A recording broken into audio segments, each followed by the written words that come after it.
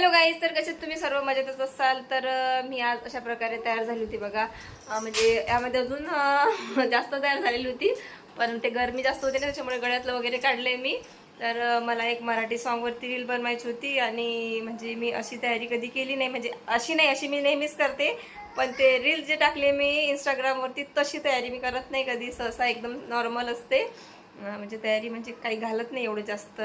आज खूप म्हणजे गळ्यात नंतर नथ वगैरे घातलेली आहे आणि एक रील बनवली आहे छानपैकी अशी. तर मला कमेंटमध्ये सांगा मी कशी दिसते. आणि विदाऊट फिल्टर आहे मी. एकाने मला कमेंट केली, माझा भाऊ सहित शेगावमधला, तो मला रोज बघते, तरी मला म्हणतो की ताई विदाऊट फिल्टरचा एक व्हिडिओ टाक. तर त्यांनी म्हणजे काही वाईट नसेल म्हटलं का बा, लोकांना बघू दे तू बिना फिल्टरची कशी दिसते. तर मी अशी दिसते बिना फिल्टरमध्ये. तर जशी आहे तशी आहे. मला काही हे नाही का बी असं दाखवायचं नाही की मी अति सुंदर आहे का, काय कमी आहे का जास्त आहे. मला मी कोणा स्वतःला दुसऱ्याबरोबर कम्पेअर पण करत नाही. जशी आहे तशी आहे, बरी आहे. आणि कोणी कसंही असलं तरी कधी असं म्हणत नाही स्वतः का मी खूपच खराब आहे म्हणून.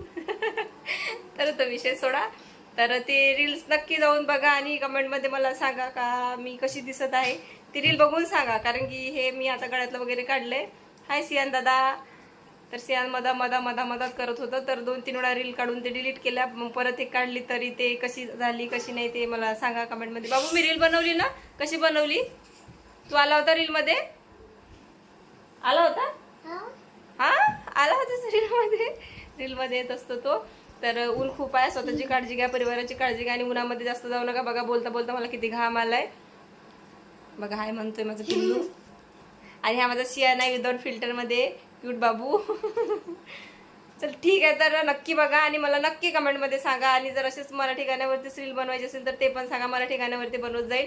डायलॉगवर बनायचे असेल तर डायलॉग सांगत जावा, म्हणजे जे तुम्हाला आवडतं तशा प्रकारे रील बनवत जाईल. ठीक आहे. हा आला होता, याला गरम करते म्हणून तो शर्ट काढले त्याने. चला.